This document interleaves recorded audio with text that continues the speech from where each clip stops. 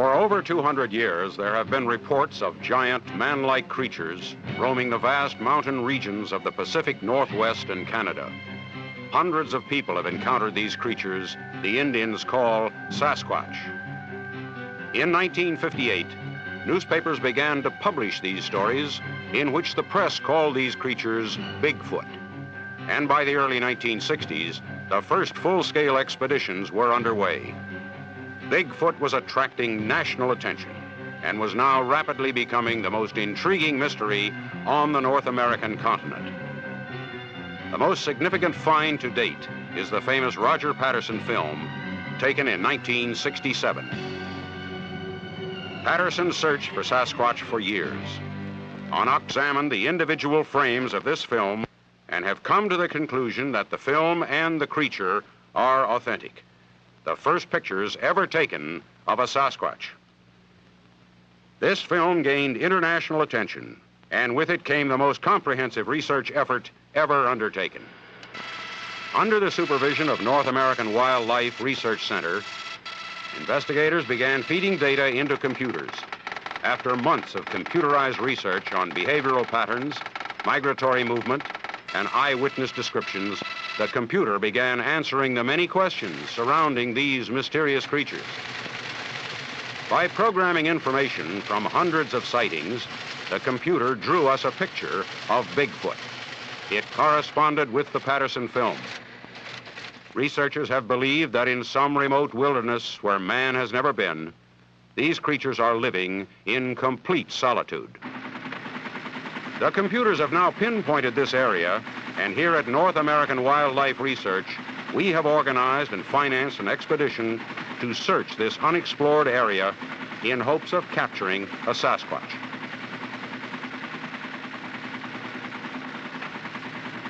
The final destination of this expedition is north of the river the Indians call the Pecatow, in a primitive part of northern British Columbia. We are taking the latest and most sophisticated equipment. tranquilizer guns, electronic gear, and sniper scopes.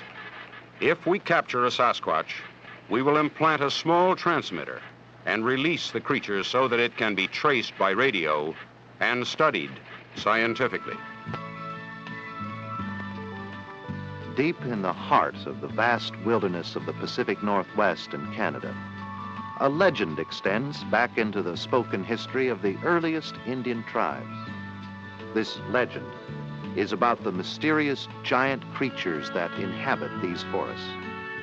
The description of these creatures by those who have seen them gives one the uneasy feeling that somewhere, roaming free and wild in these deep, dark valleys, is a living, breathing reminder of mankind's prehistoric past. This is the legend of the Sasquatch. Today, this legend continues to be told in the Northwest by many responsible people who have reported sightings and encounters with Bigfoot. Because man has never been able to capture a Sasquatch, this creature has become the world's most intriguing mystery.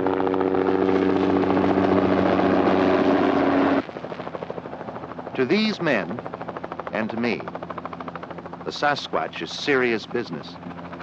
This is the beginning of one of the most extensive expeditions ever organized to search the rugged, uncharted country of British Columbia for Sasquatch.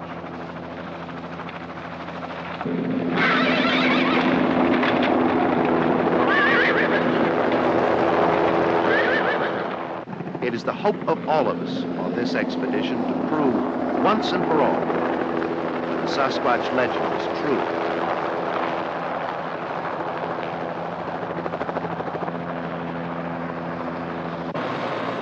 I'm Chuck Evans, the leader of this expedition. I'm the chief investigator for the North American Wildlife Research Center. The man I'm talking to is one of the most distinguished anthropologists in the world, and my good friend, Dr. Paul Markham. He has done extensive research into the Bigfoot phenomena, and he's now one of the leading authorities on Sasquatch. He has helped plan and outfit this expedition, and he's organized this base camp. Coffee? We are now in the last phases of our preparations and hope to shove off sometime this morning.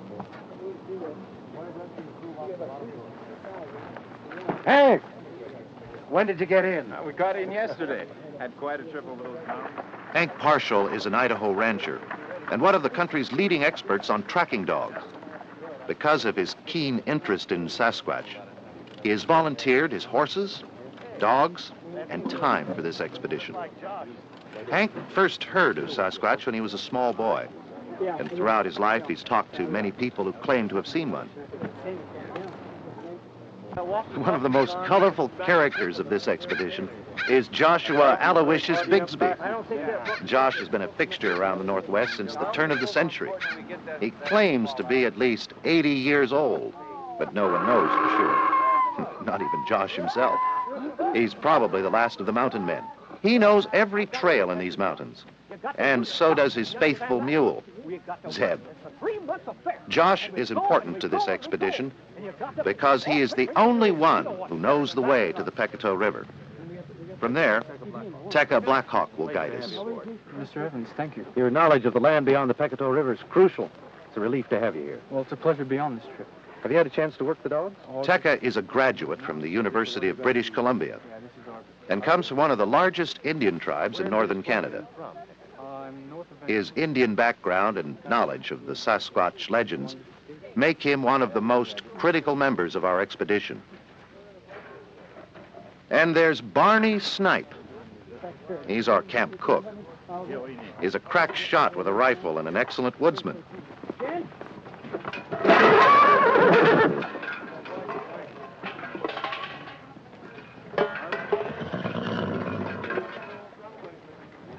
He's a little clumsy, but his coffee isn't bad.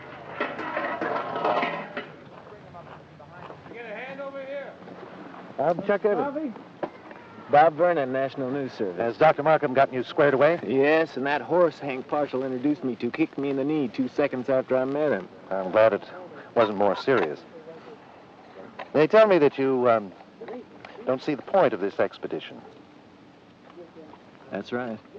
I don't believe in Bigfoot. I'm here because I'm good at my job and the pay's good enough to make it all seem practical if not desirable. I'd much rather be back on the streets in New York City where the enemy is visible and real instead of chasing some mythological boogeyman in the woods. Can we see you over at Central, Chuck? Be right there, Paul. Bob Vernon is a reporter for a major news service assigned to do a story on our expedition.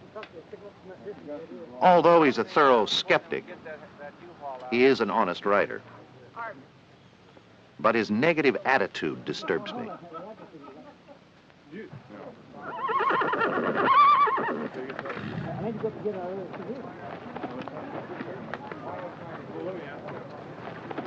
Hank, are you about ready? As soon as Dr. Markham finishes packing his last piece of equipment, I'll be ready. Good. I'll go see if I can give him a hand. In the meantime, go ahead and line him up.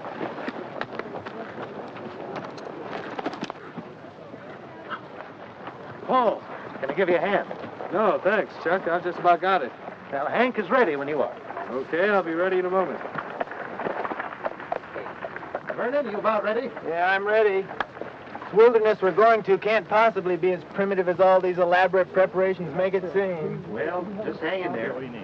You may be in for a few surprises.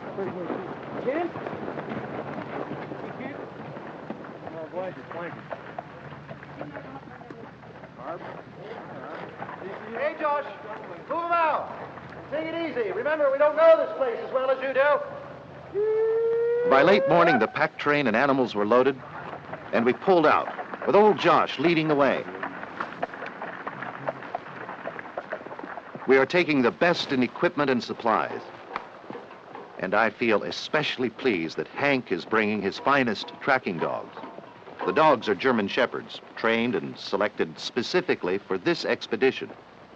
Unlike hounds, they track silent and will not bark or betray their presence until their quarry is cornered.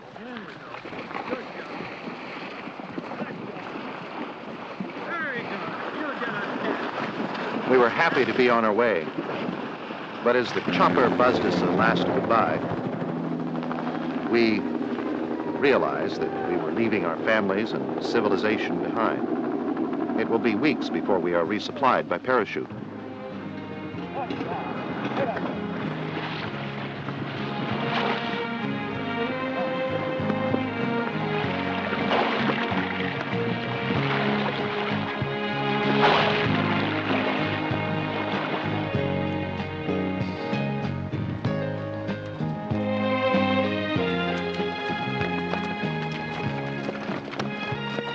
After the feverish activity of the last week, the first 2 or 3 days out into the wilderness seemed to welcome relief. The temperature was a mild 70 degrees in the soft air of early June. The skies were a deep Prussian blue. Everyone had the feeling of oneness with nature that comes to all who lose themselves in the Pacific Northwest.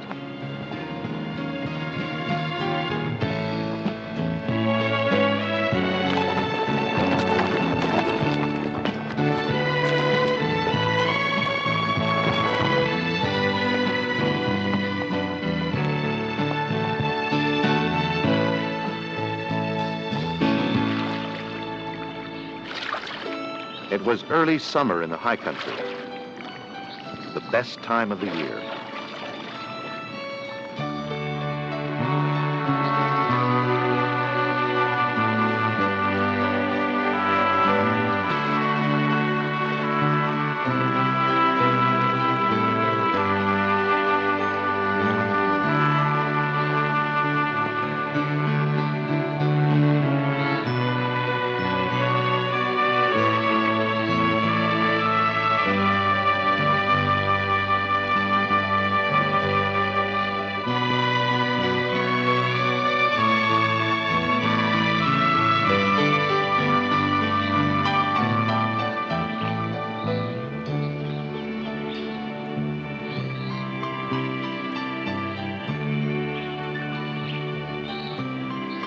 A wolf nurses her pups until a nosy badger comes too close for comfort.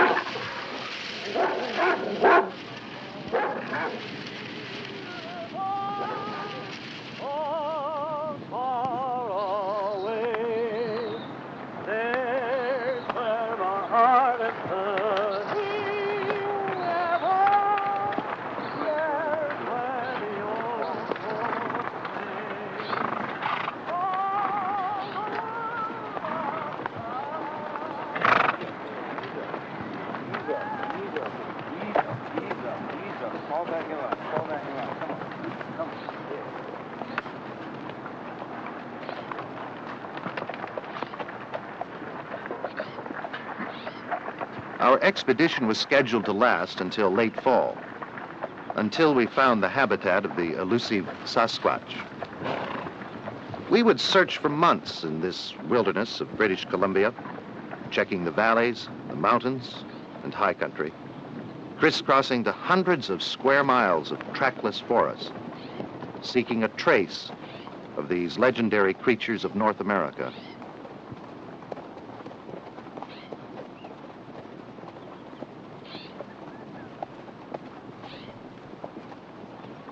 We rode through this beautiful land of mountains and valleys for the first weeks, camping each night by some mountain stream.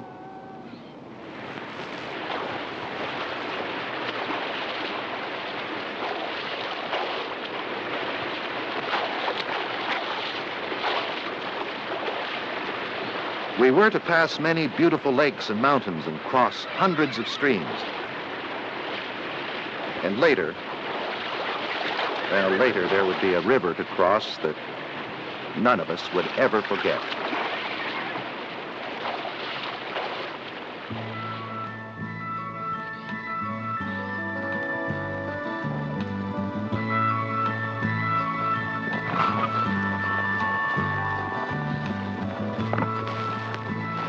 By unspoken consent, the journey was quiet as we traveled through the forest.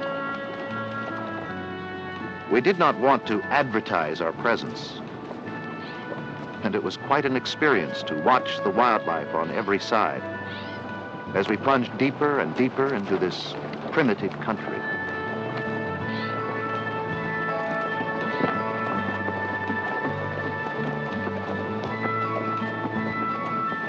We had been climbing steadily since our departure, and everyone now enjoyed the magnificent scenery that lay in front of us. Well, Vernon, have you ever seen anything so beautiful? No. Never. I've hiked a lot of trails and climbed some spectacular peaks, but I've never seen... Bring your binoculars. Hey, Smokey the boy, it's the most ornery animal there is. We have to put somebody up ahead because it might double back on us.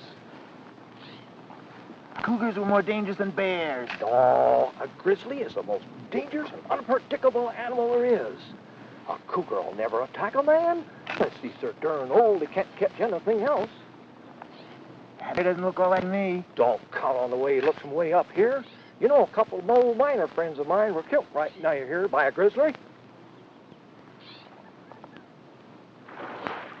Well, Bob, are you getting pictures that you like? Yes, got some Okay, beautiful you shots of the guys. valley this morning. Cheese salami on the last of the store-bought bread.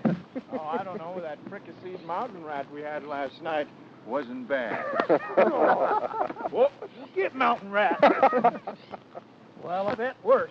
I remember back in 05 when we was caught in the back country, not to eat except gopher. You ever ate gopher, fellers? Well, it ain't the best in the world. Then again, it ain't the worst either. And Josh ought to know. Josh, how far do you figure it is to the Pecatow? Well, at the rate we're going, I figure it'd take about 3 weeks, maybe 4, unless we run across one of them critters. How many sightings have there been in the area to the east of us, Paul? I've got 4 in 1966, 9 in 1972. To the north of us, there have been more than 20. How can you be sure there are Sasquatch in the area where we're going? Our computer readout shows there have been numerous sightings in the area north of the Pecatow. That particular area of BC has been taboo for my tribe and others. for as long as Indian history goes back. The early white explorers couldn't get anyone to guide them in. Take a look at this map. This area, it's all dense forest. Running east and west is the Pecatow River. All around the perimeter, we show various sightings of Sasquatch. How large would you estimate that population to be? Well, there's really no way to tell. We don't have enough information on how the Sasquatch lives. Josh, show us where we're headed. You see that third range of mountains over there? Yeah. Well, just behind that is the Pecatow. And just beyond that is the land the Indians call Haya country, or Forbidden Land. You can't see those mountains from here, but they're there. And so's the critter.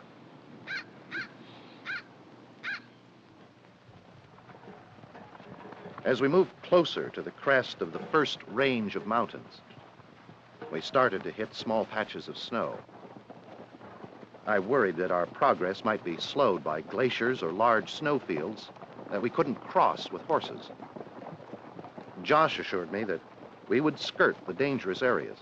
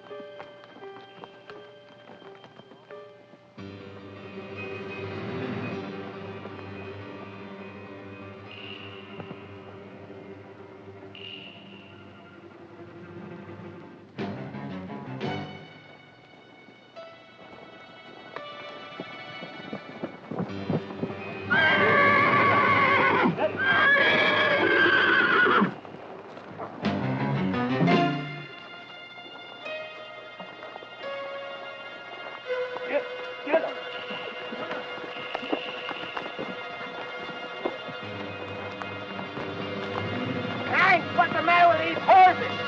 I don't know. They're just sure spooky for some reason. Oh, get out.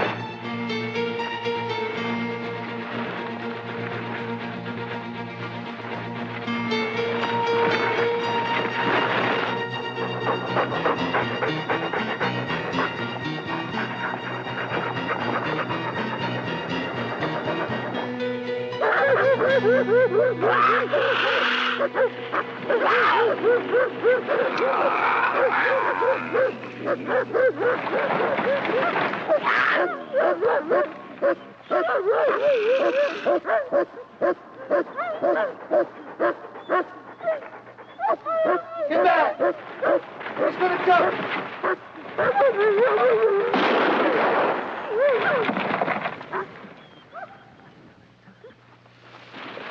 Good shot, Barney.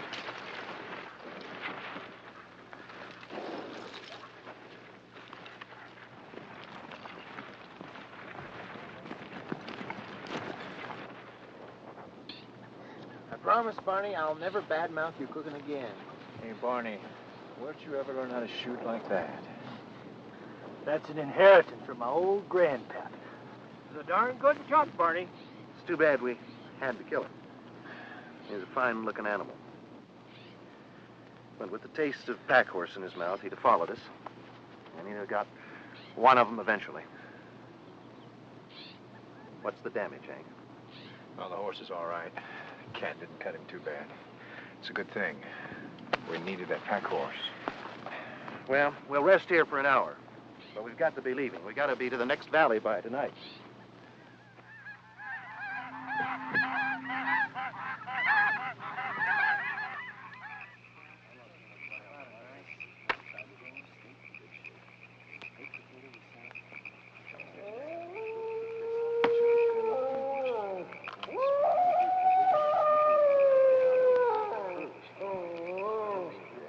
Hey, Josh. You ever see a Sasquatch? No, not exactly.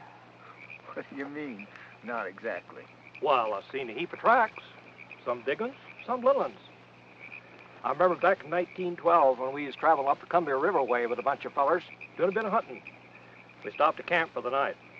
Well, during the night, something snuck into our camp and tore it all to shreds. Maybe it was a bear. Twarn't no bear. How do you know you didn't actually see it? Well, I seen the tracks the next morning. They's about 18 inches long. No bar has feet that big. But how many people have you talked to have actually seen a Bigfoot? Couple dozen, maybe? Do you believe in that Mount St. Helens story? I sure do. I knowed old Fred Beck who told me about it. The way old Beck told it to me, he and 3 other fellers was working a mine back in 1924 called the Vanderwijk mine.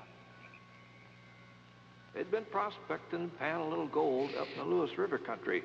This is near Mount St. Helens for going on 6 years. They was doing pretty well, too. They'd seen a lot of tracks around during the years, and they always just figured them to be tracks of a big Injun that's still roaming the hills. On this particular day, one of them come back from town with a new assay. It was a dandy. They discovered a pretty good strike of gold, all things considered. They're all kind of excited. They decide to knock off for the day and celebrate their good fortune.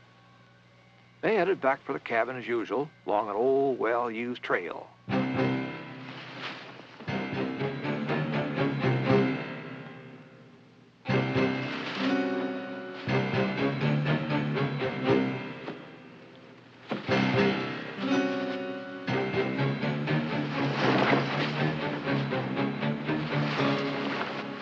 About midway up the trail, they began to hear the sounds of footsteps behind them, and off the sides, too.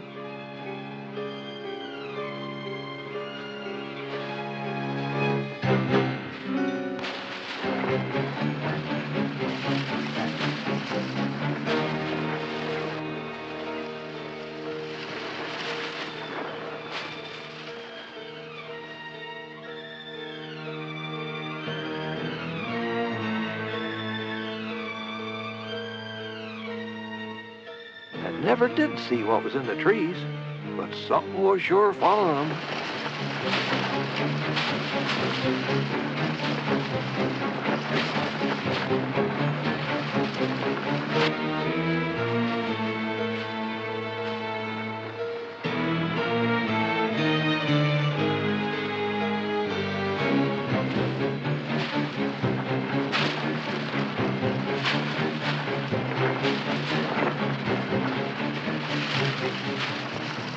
By the time they got back to the cabin, they were pretty scared.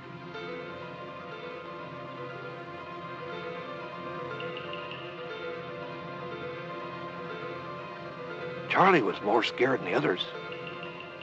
And the sounds of those footsteps, it seemed to him like there was more than one of them things out there, whatever it was.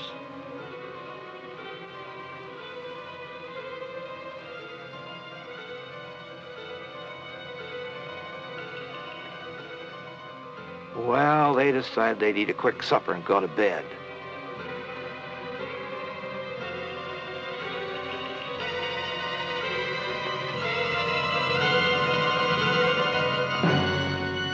They had heard nothing more from the trees, and they figured that whatever there was out there had gone away.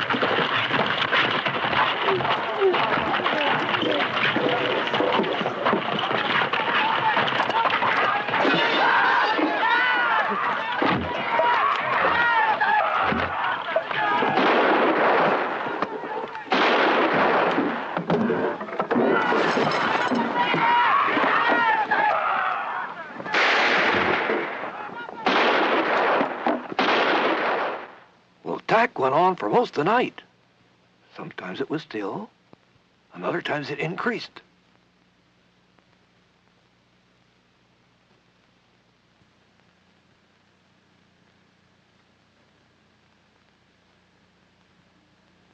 Blocks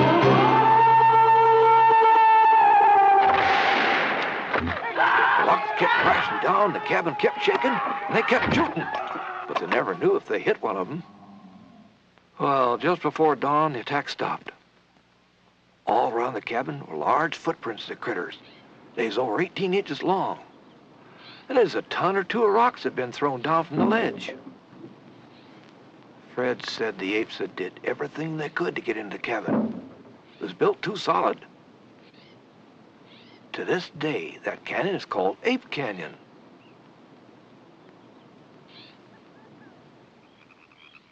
Fred always did say there was apes, but the way he described them is a lot bigger than apes.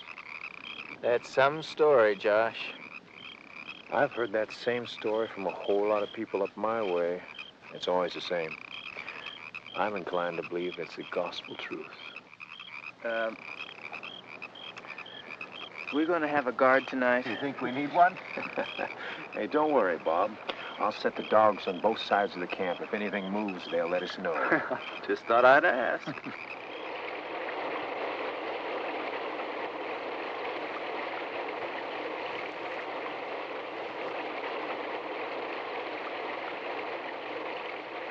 Each day on the trail brought a new experience. Hank noticed that Ochako seemed nervous. A little later, he found out why.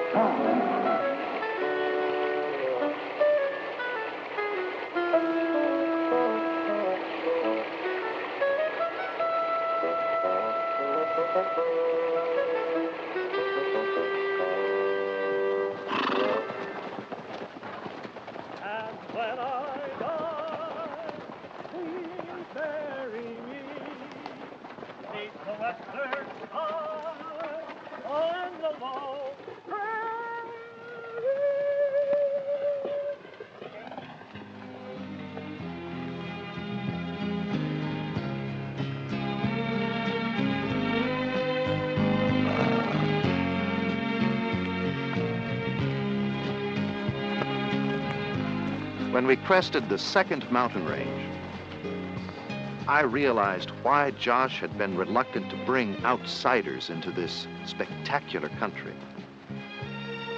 It was obvious that this was a wilderness seen by few men and untouched by any of them. It gave us the feeling that we were visitors in a special land that belonged only to the animals. And I hoped it would be theirs forever. In the past weeks, we had crossed many ridges and valleys and spent much of our time on small detours along creek beds where the soft earth would reveal tracks. But we hadn't found a single track of the evasive Sasquatch. Now we were over 200 miles into the interior. Looking back over the country we came through, it seemed impossible that we had made such good time.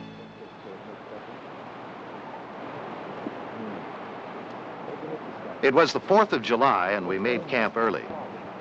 The long, hard hours in the saddle made us appreciate any brief moment of relaxation we could find. But we didn't expect the celebration that was beginning to shape up on a nearby glacier.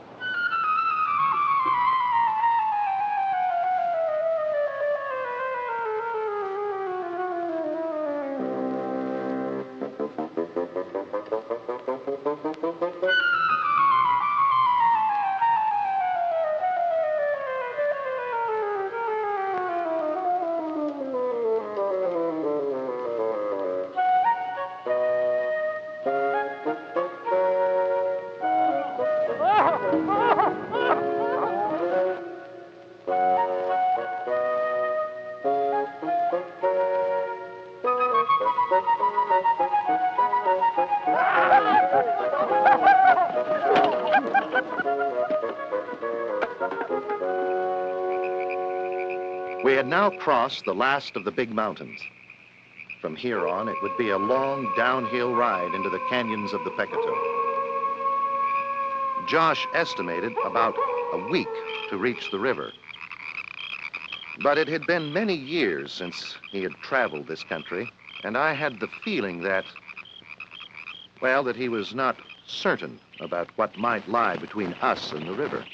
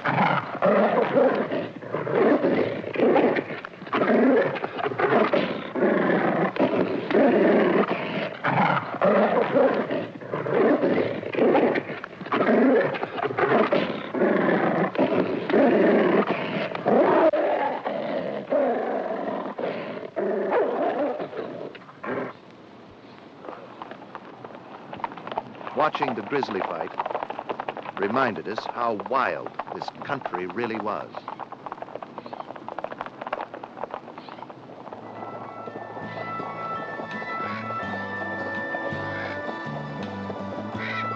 We followed the game trails whenever we could. Some days we made good speed. Other days we were slowed by heavy timber.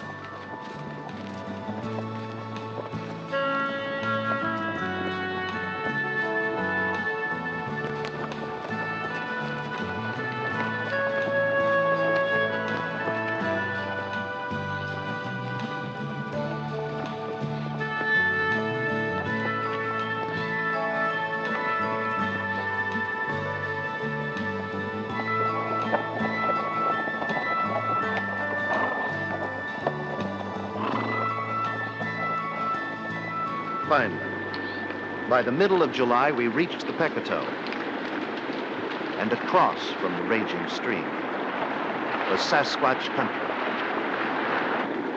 There she is! I got more white than ever seen of before. before. Pretty, ain't it? Ever seen him before, Tigger? Before I was a young man. It was a lot further downstream. This is higher country. Many evil spirits dwell here. Can you guide us through that wilderness? I know the way. All my life I've known the way. It's been told around the campfires of my people for more generations than I remember. All know the way, but none go. Once we cross this river, we move with caution. We better make camp back up in that meadow. Hank, will you look for a better crossing downstream? Tika, take a look about.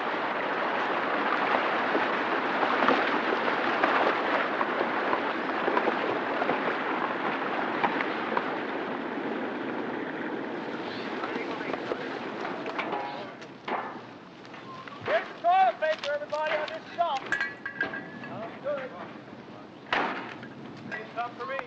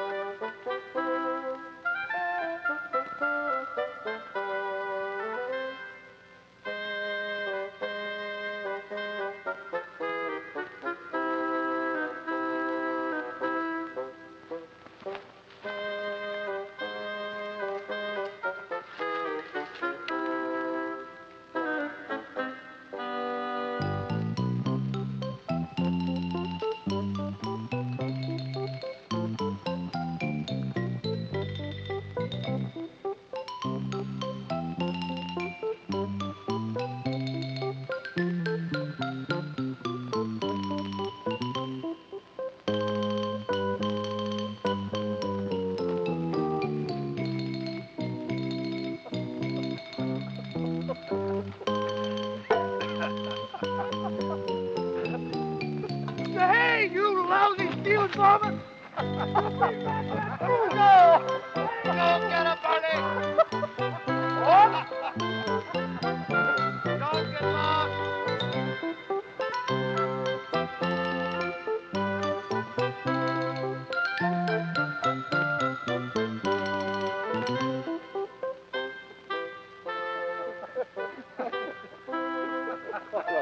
Peach pie tonight!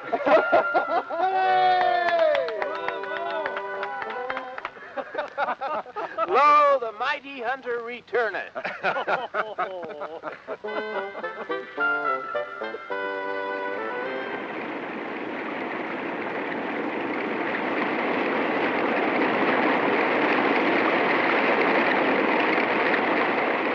We searched the river for a better crossing site. The best place was just above camp. Tika, I know that you've never been across the Pecatow, but is there anything at all in those Indian legends that might help us out? I'm afraid that these maps just don't cut it.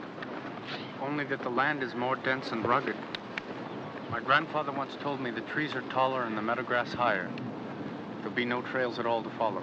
I take it the going will be slow and we'll have a hard time getting the horses through the brush. Let me see that map, Chuck, my boy. Look at this. Here we are. Now, if you's a Sasquatch living in these here parts, when you're running down here where these valleys come together, there's plenty of water and a lot of food, yeah? Most of the legends speak of a valley with 3 arms. That may well be it. Well, then, that's the way we'll go. We'll cross the river in the morning. We'll have to cross here.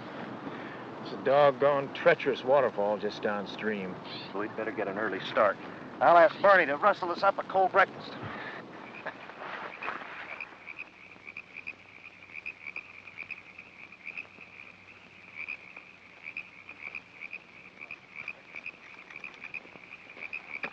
I had Tech to chain up the dogs tonight. They're a little restless. I think they got wind or something. You didn't see the herd of deer that come through this morning, did you? Well, I was awake at dawn. About 8 or 10 deer comes through, about 20 feet away. come on, Josh. The dogs would have picked up the smell on them deer. Nope. Them deer was too smart. They come downwind of the dogs and made nary a sound passing by. You fellers remind me of the story Hank was telling me about old Bauman back in 1850. It was told by none other than Teddy Roosevelt, and he even wrote it down in his book. I'm not sure I can tell it like Josh could. Yeah, but he's right. It was told by Teddy Roosevelt. Teddy spent a lot of time in that wilderness and was a hard man to fool with a tall tale. He said the story was told to him by an old weather-beaten hunter by the name of Bauman, I think it was. Well, Bauman had to believe that story because Teddy noted that every time he told it, he couldn't keep from shuddering. The whole thing happened back in 1850 when Bauman was a young man. Him and his partners trapping up in the mountains in Idaho. And not having much luck trapping, Bauman and Jessup, not being superstitious men, decided to go up to a particular small stream that was said to have a lot of beaver. But to get to that stream, they had to travel by way of a pass that, it had an evil reputation ever since a year before when a hunter wandered into it and was killed by some wild beast.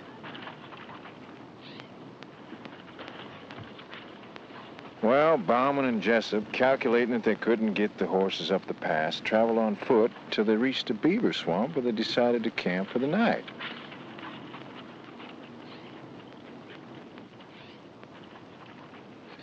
Well, there's still a few hours of daylight, so they built a small lean-to and went on up the creek with the traps.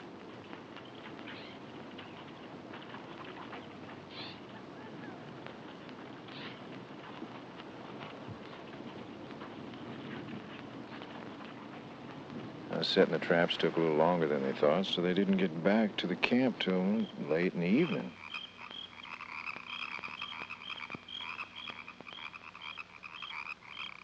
When they came into the camp, the whole place was just torn up. The lean-to was smashed. Blankets and supplies were just thrown all over the place. And all around the camp, there was footprints just as plain as if they'd been made in snow. And they examined the tracks real close and concluded that whatever it was certainly walked on 2 legs. It was getting too dark to tell much. The 2 men went on to bed with the intentions of studying the tracks in the morning. About midnight, Bauman was awakened by some kind of noise.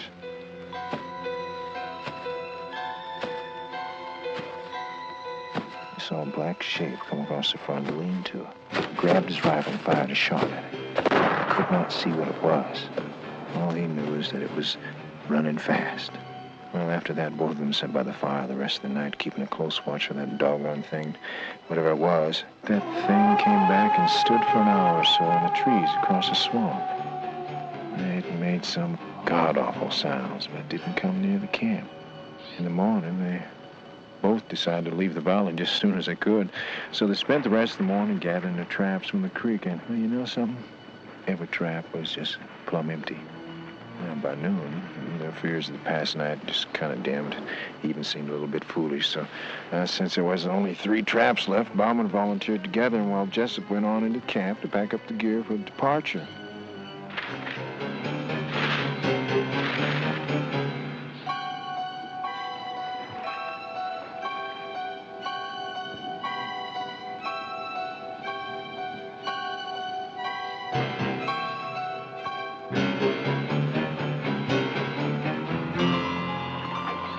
When Bauman returned to the camp, everything was quiet. He hollered for Jessup. There was no answer. Then, Bauman caught sight of his friend. He was dead. His neck broke, just like it'd been nothing but a twig.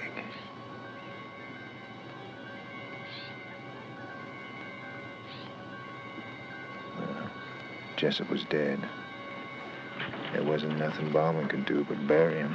There wasn't time to do that before dark, so he just grabbed his pack and headed down the horses where they was hobbled, and he lit out of there just about as fast as a couple of scared horses could handle. Bauman Foreman said as far as he knew, them traps was still up there on the old Salmon River, along with Jessup's bombs. Hank, you think that story is true? I guarantee you, a man like Teddy Roosevelt wouldn't have said nothing that didn't believe him. There are lots of stories on record like that. Well, I hate to break this up, but I'm going to have to radio home base for some supplies. Great. I got a list for you. And don't let them forget the Tabasco sauce. Anyone have anything else they need before I call? No. Come out of there, you varmint. That's Ticka's outfit. Come on. Out of there. You guys don't know your own place. Who do you think you are? Come on. Come on. Get out of there. You varmint, you! We suggest you approach from the east out of the sun. The wind is at 5 knots. Roger.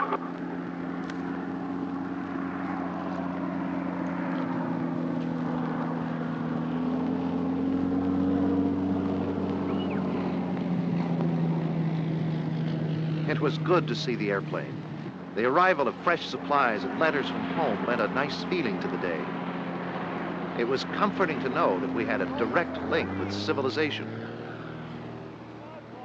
There it is, mail from home. We were now almost 300 miles into the interior. Just an hour and a half flight for the plane, but a good month's trek by horseback. Oh, my Tabasco sauce! Later that morning, we attempted the river crossing. It was just as tough as we had thought. The rapid flow of the water and the depth of the stream made it extremely hazardous. Hank started across with the pack horses.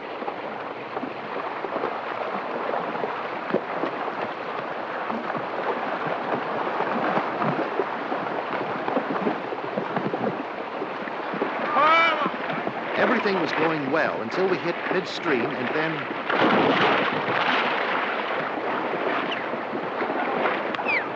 the river was sweeping horses and riders downstream.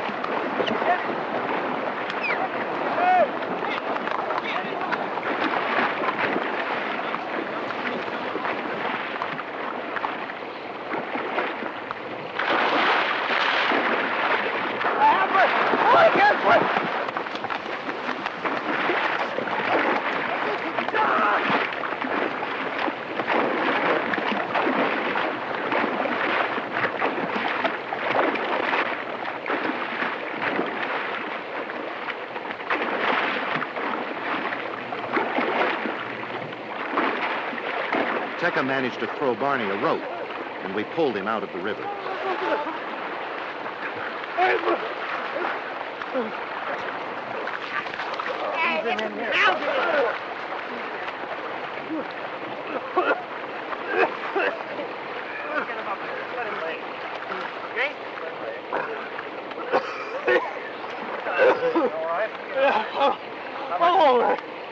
How much water did you swallow, Barney?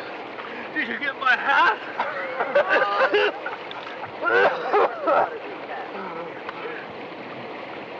By late morning, we had all crossed the Pecatow, dried out, and were back on the trail. This country north of the river, it seemed different. Even Tecca remarked at the change. We noticed that the mornings were cooler and the sunsets came earlier. The season was changing.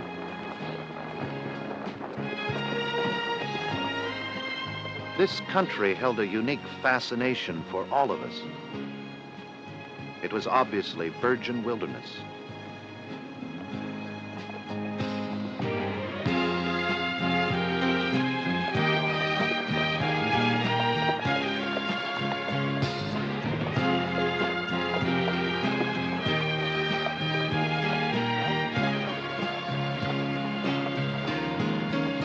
We knew that we might catch sight of a Sasquatch at any time.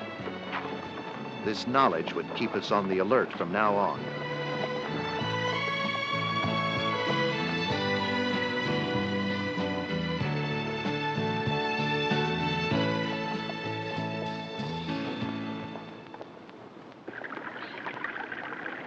There was an abundance of game everywhere, more than I had ever seen before.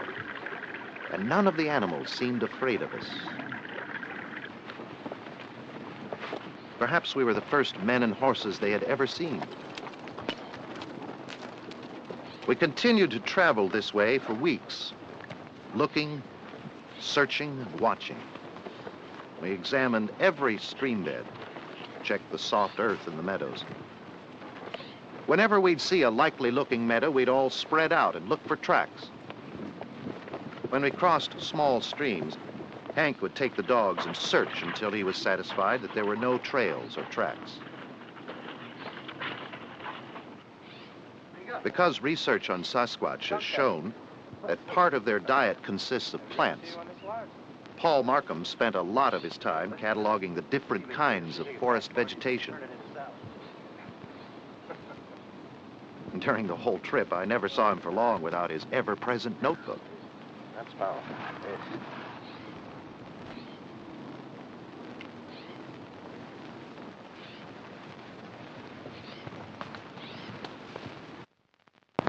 The going was slow and tough, through heavy timber, many times with no trail at all. We began to wonder what had happened to the valleys we had spotted on the maps weeks earlier at the Pecatow River. Some days we were hindered by brush so thick that Tekka had to cut a trail before the horses could move through.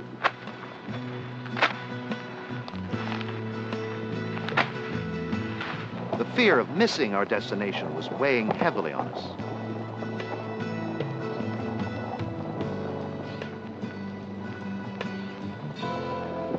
Even some of the meadows were treacherous.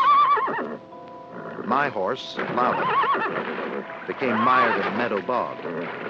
For 3 hours, we worked in the mud while the mosquitoes worked on us. Lava had given up, so I did the last thing I could think of to save his life. The whipping worked, and Lava made a final lunge and freed himself from the mud. If we had lost him, we would have had to redistribute the equipment. And I wasn't looking forward to riding a pack horse. Strange things began to happen. Watch it!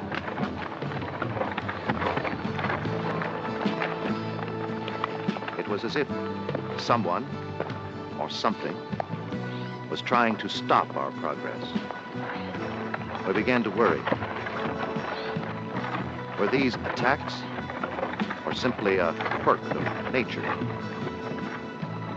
There was no way to explain it.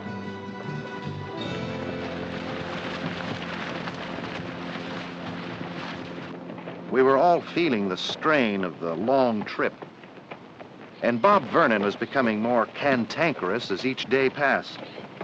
The wilderness had not changed him as I had hoped. The horses are a little jumpy. I hobbled them instead of tying them up to a picket line. I think we need a guard. There's nothing to guard against around here except 300-pound mosquitoes. Well, then you ought to be able to hit one. Does that mean it's my turn? Vernon, that attitude of yours is going to get somebody killed.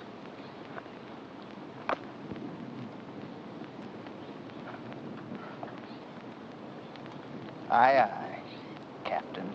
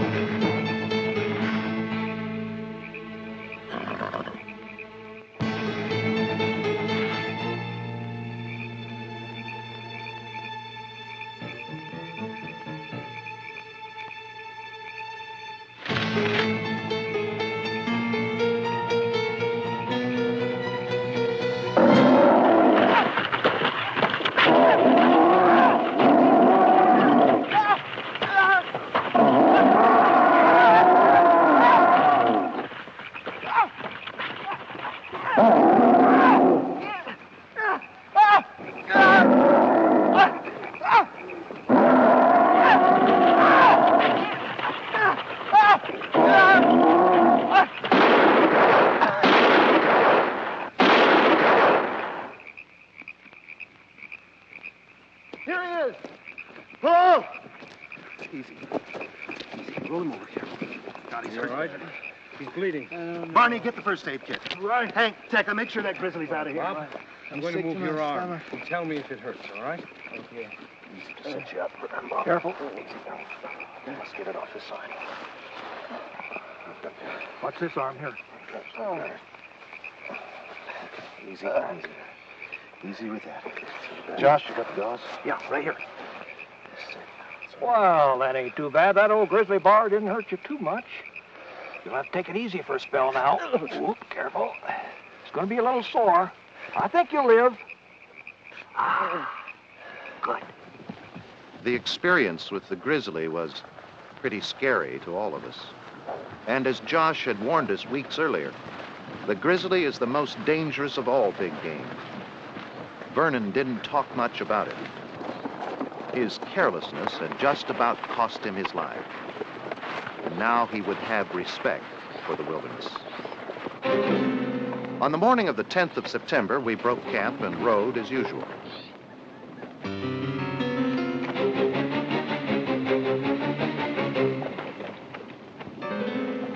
By late morning, a new sensation seemed to engulf the expedition. An unknown presence of danger. It was a feeling of foreboding. The forest around us was vacant of life. The horses were also feeling it and were harder to handle. This uneasiness continued all day. That afternoon, we reached the first valley.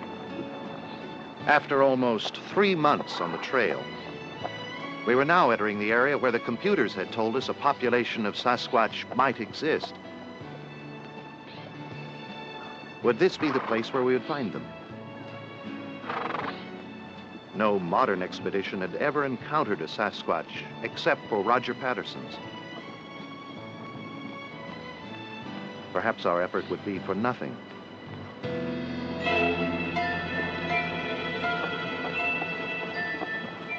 We decided to camp at the edge of the meadow, near the head of the valley.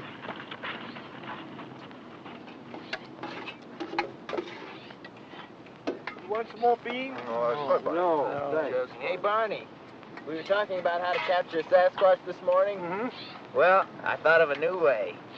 Throw your biscuits at him. Yeah. Well, you just wait.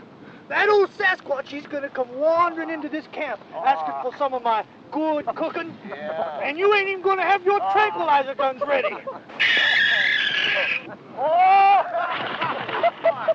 What you doing? Nothing but an old owl up in the tree. Yeah, well, that could have been a Sasquatch. It's time you guys got your lookout stations. Your poor old cook needs protection if he's gonna be cooking these good meals and washing dishes and doing all the necessities around this camp. Barney's right. We'd better get ready. What if there are 2 or 3 or more?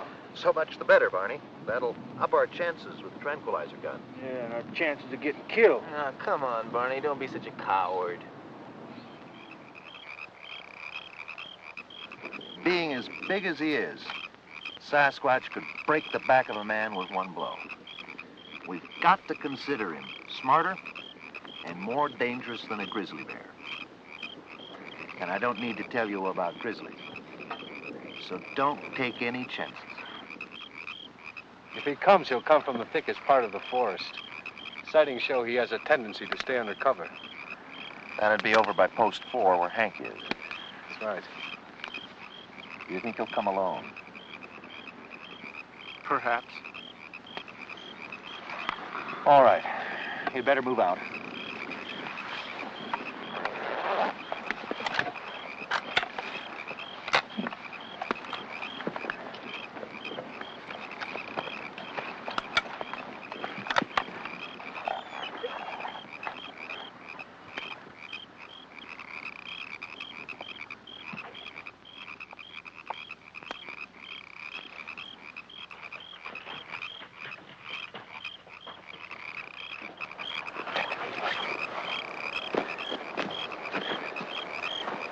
Seem to shake that eerie feeling that I've had all day.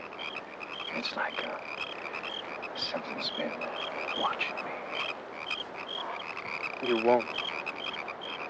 That feeling that you and I and all of us have is what the Indian legends speak of when Sasquatch is present in an area. This morning we entered the domain of Sasquatch.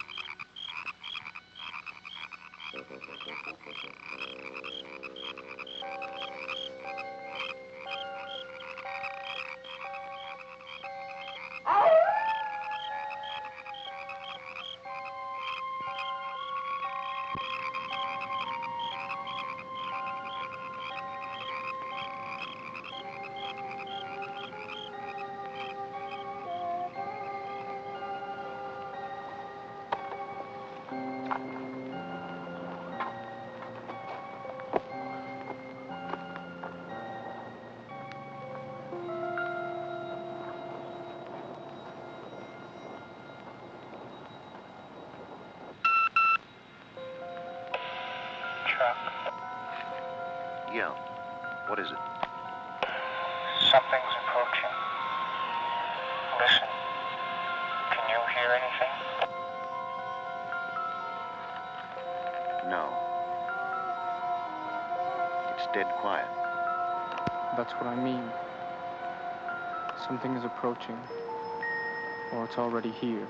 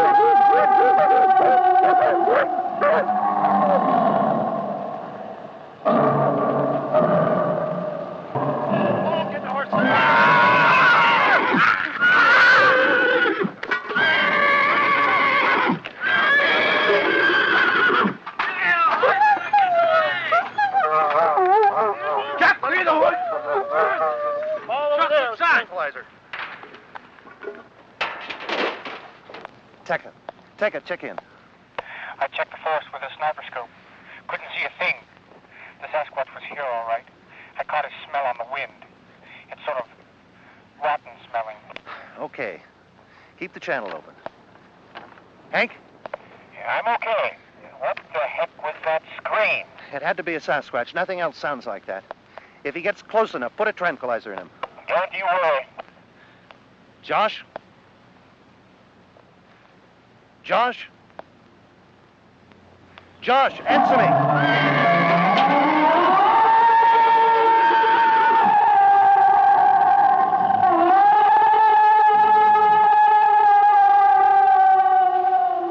Nothing. He must be back in the trees. Where's Josh?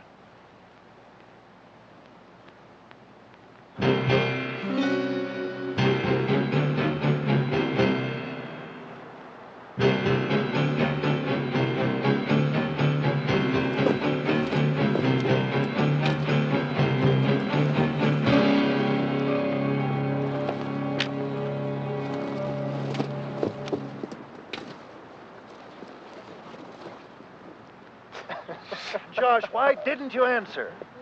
Couldn't. Didn't have this gizmo turned on. No, I thought I smelt the critter. I thought I'd sneak up on him. Couldn't get near him, though.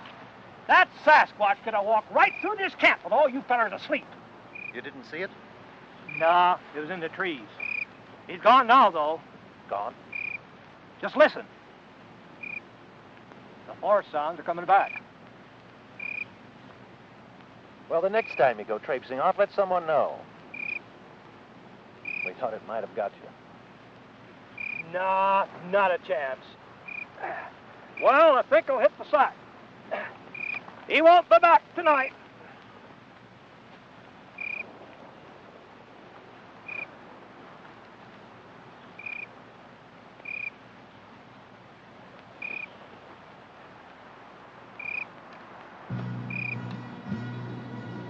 Most of us were rather tired and sleepy the next morning. Although Josh had slept like a baby, the rest of us sure hadn't. It had been a disturbing experience. At the first light of day, we began to cover the meadow to check for tracks. Those screams had been so close, we knew we should find some evidence of what had made them.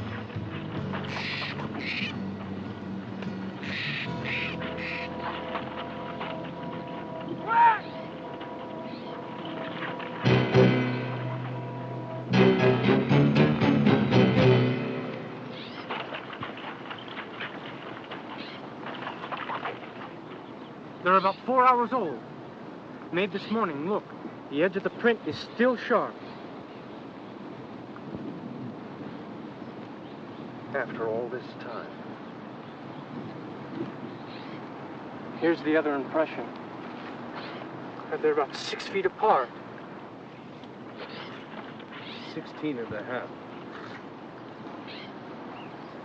8 and a half at the ball. An inch and a half deep. Estimate the creature to weigh somewhere between 800 and 900 pounds. He must have been standing right here looking down on us last night. Here's another one.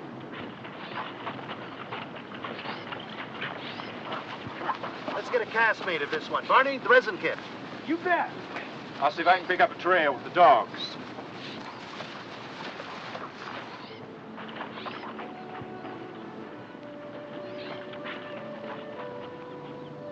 We made one cast of each foot. We were using the new resin materials, which took longer to dry than plaster of Paris, but this substance is practically indestructible. We had finally found our first Bigfoot tracks. Paul was more excited than I had ever seen him. There was no doubt in his mind now that Sasquatch was a living, breathing creature. Hank and the dogs followed the trail which led out of the meadow, through some trees, and ended at the base of a steep rock cliff.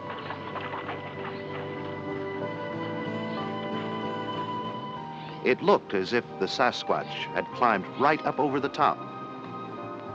It would be impossible for us to follow. Only experienced mountain climbers could get to the top, and of course the creature had crossed over by now. Vernon? Tekka pointed out that the cliff curved in the same direction we were headed. No way we can get the expedition over. If the Sasquatch continued in a straight line, we might pick up his trail on the other side. We decided that Hank and Tekka would walk around with the dogs. We would break camp and meet them with the horses.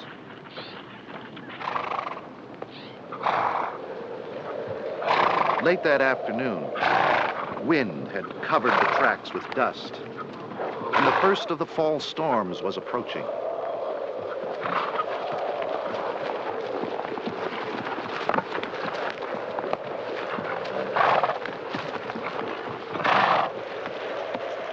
For 2 days, we traveled in heavy rain and could only hope the rain would not turn to snow.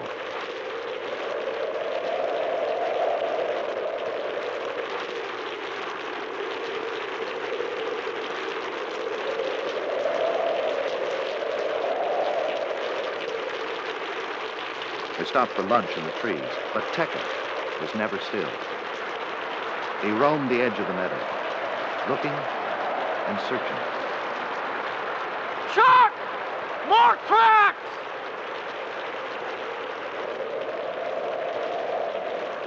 It's the same pattern. See the resemblance in the print? The ball of the foot has this big lump on the side. It's the same creature. How old is the track?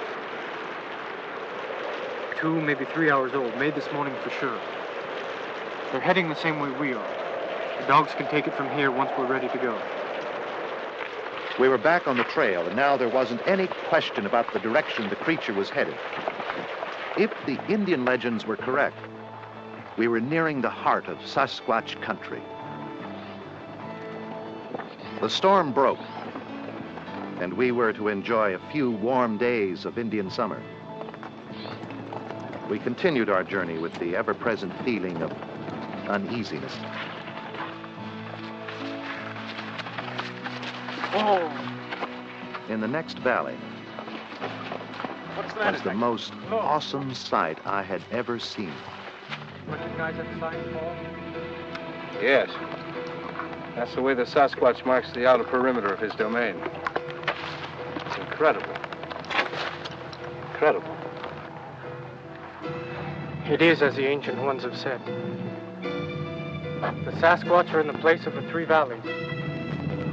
From here we go with danger.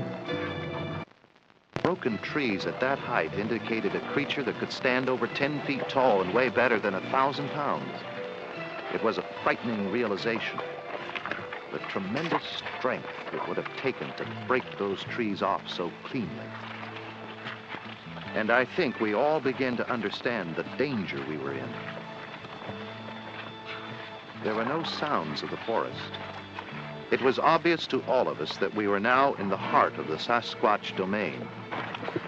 There were tracks everywhere in the soft earth of the meadow, of different sizes and moving in different directions. We reached the third valley. Here you could feel the presence of Sasquatch. We could catch a faint odor on the wind. The valley opened into a large meadow surrounded by dense forests, and a lake protected the north entrance.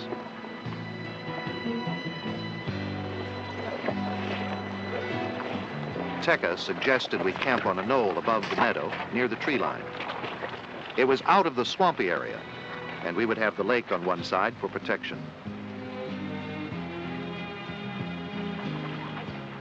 Now our chances for making a capture were better than ever. We had to be ready to take advantage of any opportunity. We set up camp and began rigging the electronic sensing device. It was developed by the research center as an alarm system to monitor creature movement in mountain country. Properly set, the console here at camp will tell us the location, speed, and direction of an approaching Sasquatch. While Josh and I strung the main wire from the console, Markham, Tekka, and Vernon began setting the perimeter wires on the other side of the lake. The inner perimeter was placed around the edge of the meadow. These wires are so fine, a Sasquatch will not know when he breaks one. The outer perimeter wire was placed 350 yards back in the trees, circling the meadow. These wires were attached to insulators 5 feet above the ground, high enough for normal animals to pass under, but low enough that a Sasquatch cannot avoid it. Using metal rods, we established gates throughout the perimeter so that when a section of wire is broken, we can pinpoint the creature's location on the console. There were 8 gates in each perimeter. Paul, will you check me out on this again? This is our outer perimeter. We've set it about 300 yards back into the trees. Corresponds with this amber row of lights. This is our inner perimeter. It's about 50 yards away from the end of the meadow. Corresponds to this white row of lights. Anytime he moves through any one of these gates, corresponding light will go on. If he moves into the inner perimeter, he should be close enough for one of our men to get a shot at. And if they miss, and he keeps on moving, we'll be ready for him right here. Exactly. We are using the most potent tranquilizer known. Markham recommended we load the darts with twice the amount normally used for grizzly bears. These guns have a range of 70 yards and will be equipped with sniper scopes. The late afternoon was spent testing the trip gates and checking the guns. By dusk, we were ready. We ate a quiet dinner. The thought of what could happen this night was on everyone's mind. We knew the Sasquatch might come, and with it our opportunity to capture the greatest anthropological find of all time.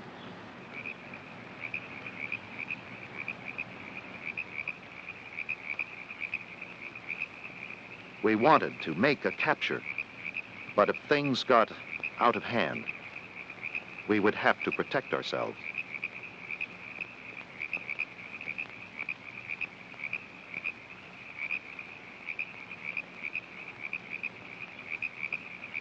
Hank, Tekka, and Vernon volunteered to take positions in the inner perimeter. The rest of us stayed to protect the camp.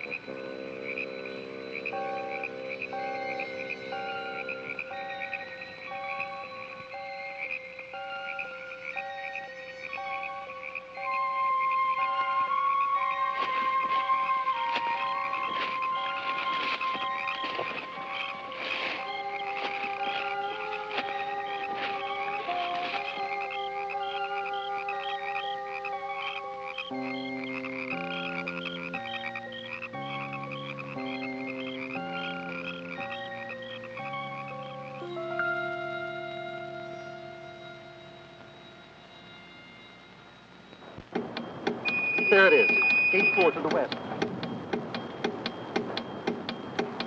Listen, everyone. He's just broken gate 4. Hank, that's in your sector. He should be just beyond the edge of the tree line. Gotcha.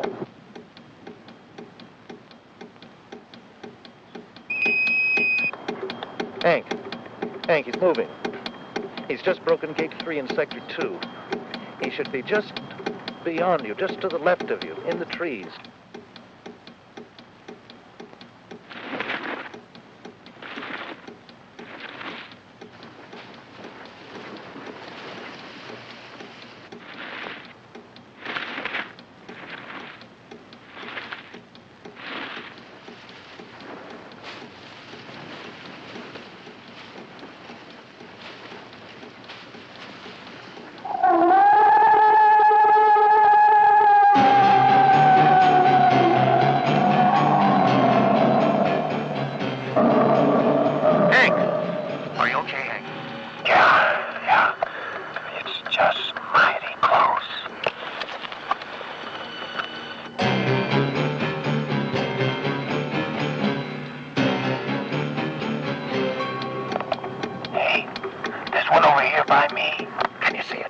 No.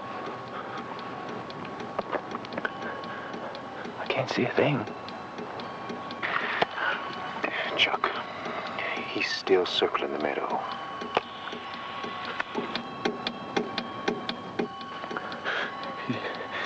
He's close.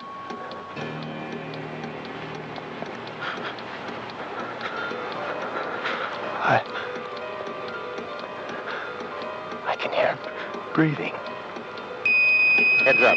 The creature's changed directions. He's moving in a semicircle towards the other end of the meadow.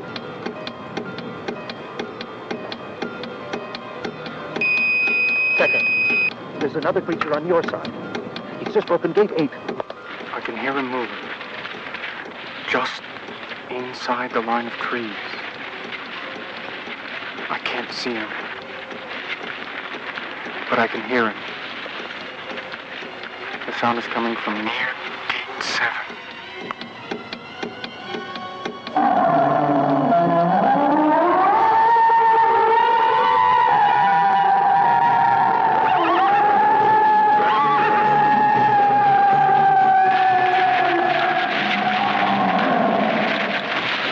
Around us.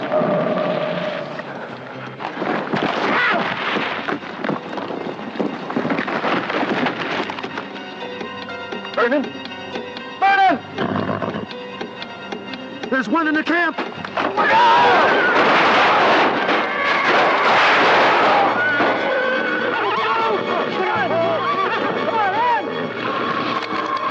Watch it!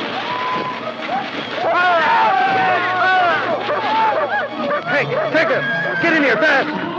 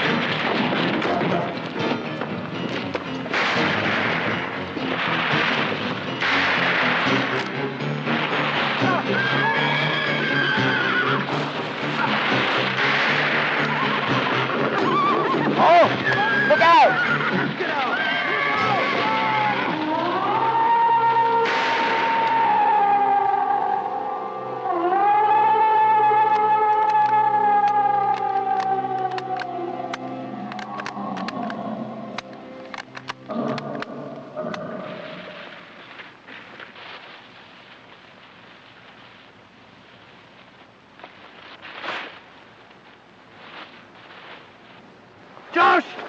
Get the light!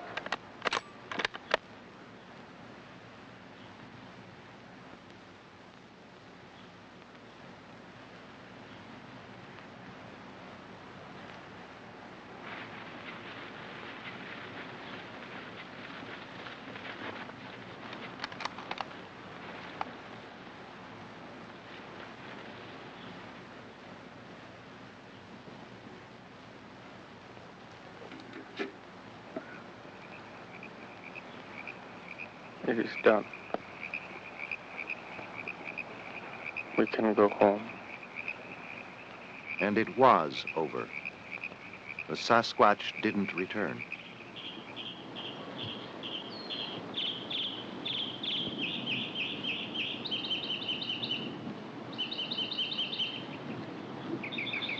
Our camp and equipment was smashed and ruined. We had several injuries. Barney had a vicious cut on his head. Markham's knee was shattered. And poor Bob Vernon was in shock.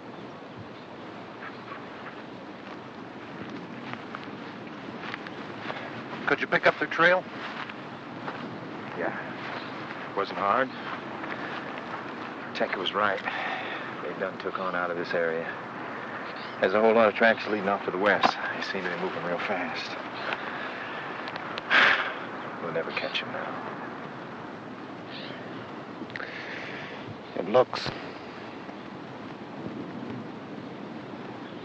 like we're finished here.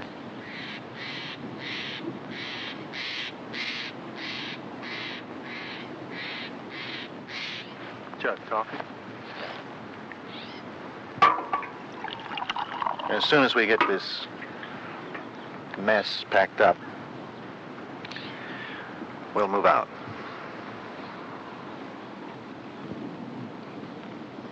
Barney?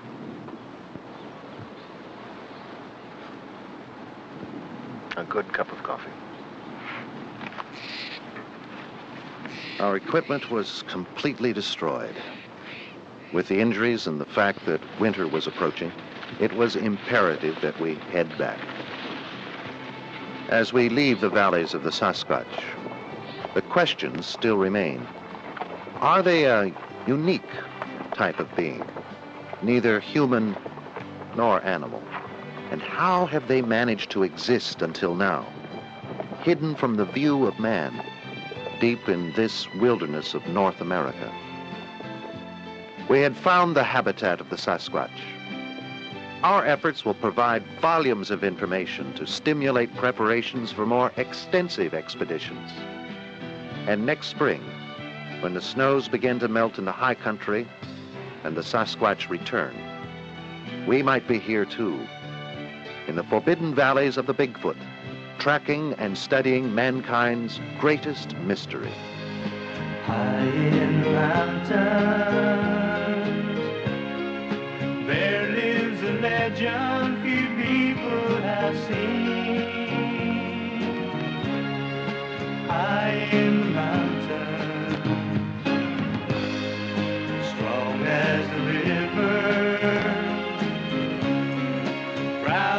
the eagle that flies in the sky. High in the mountains, roams through the valleys, but makes the high mountain his home. There in God's country, he just wants to be left alone.